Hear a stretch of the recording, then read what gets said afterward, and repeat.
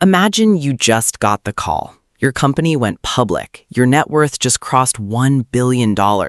You're sitting in a glass tower overlooking the city. Every single financial problem you've ever had, gone. You can buy anything, go anywhere, do literally whatever you want for the rest of your life.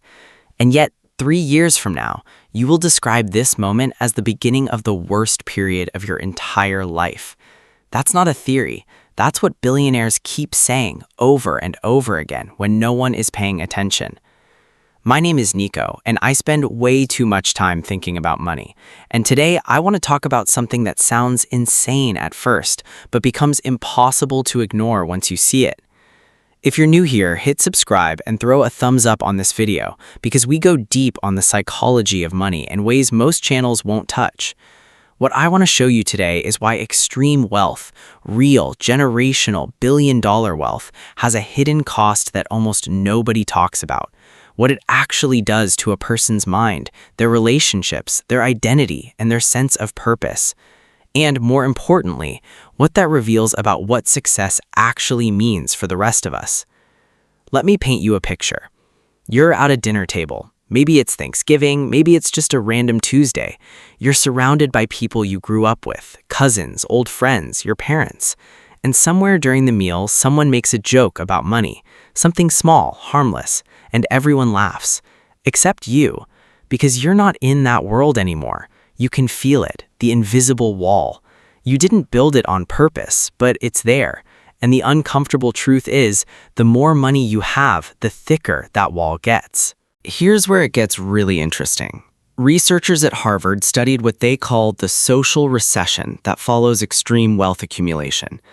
What they found was that as net worth climbs past a certain threshold, and we're not even talking billions here, sometimes just a few million, people begin to systematically lose authentic relationships, not because people hate them, but because the dynamic shifts.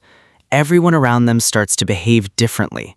Friends become careful, family becomes complicated, and the ultra-wealthy person themselves starts to filter every interaction through one exhausting question. Do they actually like me, or do they like my money? And here's the crazy part. That question never goes away. It gets louder. Billionaires like Elon Musk, Jeff Bezos, and dozens of others who've given rare, candid interviews have all circled back to a version of the same idea. You reach a point where genuine human connection becomes almost structurally impossible. Not emotionally impossible, structurally. The incentives are all wrong. Everyone around you has something to gain, and your brain, which evolved to detect social threats, starts working against you, making you paranoid, isolated, and deeply lonely inside a life that looks like paradise from the outside. Now, I want to be real with you, because this isn't a feel sorry for billionaires video. This is about understanding something much more useful, a pattern that shows up at every wealth level, not just the extreme end. The psychology doesn't suddenly appear at $1 billion. It starts much earlier. And if you understand where it comes from, you can actually use that knowledge to build wealth without losing yourself. Let me give you a real example. There's a guy. Let's call him Marcus. Marcus spent 15 years grinding.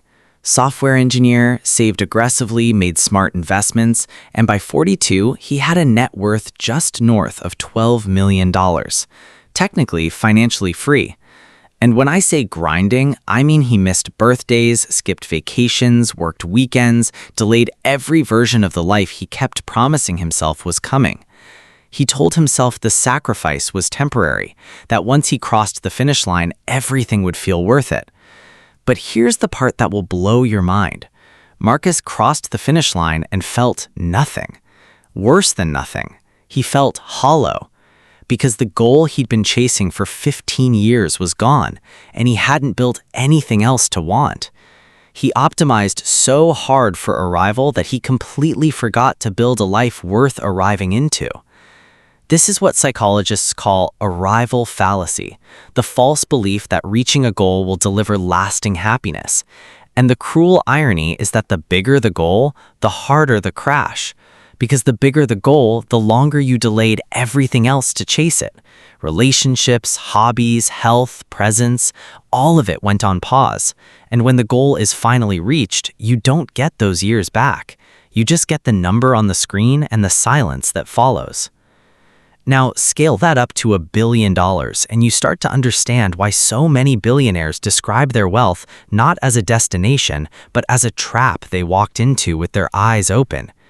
Howard Hughes, one of the wealthiest men of the 20th century, spent the last decades of his life in complete isolation, consumed by paranoia, unable to trust a single person around him. More recently, research on lottery winners and founders who had sudden liquidity events consistently shows elevated rates of depression, anxiety, divorce, and even suicide within the first 5 years following the wealth event. The money didn't destroy them. The loss of structure, purpose, and authentic connection did. And here's where the opportunity cost math gets genuinely fascinating, because this applies to you even if you never come close to $1 billion. Every time you make a financial decision purely for maximum return, taking the higher-paying job you hate, staying in a city you want to leave, sacrificing the relationship that costs too much time, you are making an implicit bet that the money will eventually compensate for everything else. But the data says it won't. Past about $75,000 of annual income, a number that's been revised upward in recent years but still falls far below what most people imagine, additional money produces diminishing returns on day-to-day happiness. You get more security, yes, more options, absolutely, but the raw emotional experience of your daily life, it plateaus. And if you burned your relationships, your health, and your sense of self getting there, no amount of compound interest fixes that. But here's the reframe I want you to hold on to, because this is the insight that actually changes how you build wealth. The billionaires who genuinely thrive, and they exist, they're just quieter, are the ones who never let the number become the identity. They stayed connected to a why that wasn't the money itself. It was the problem they were solving, the craft they were building, the people they were doing it with. The money was evidence that the work mattered, not the point of the work.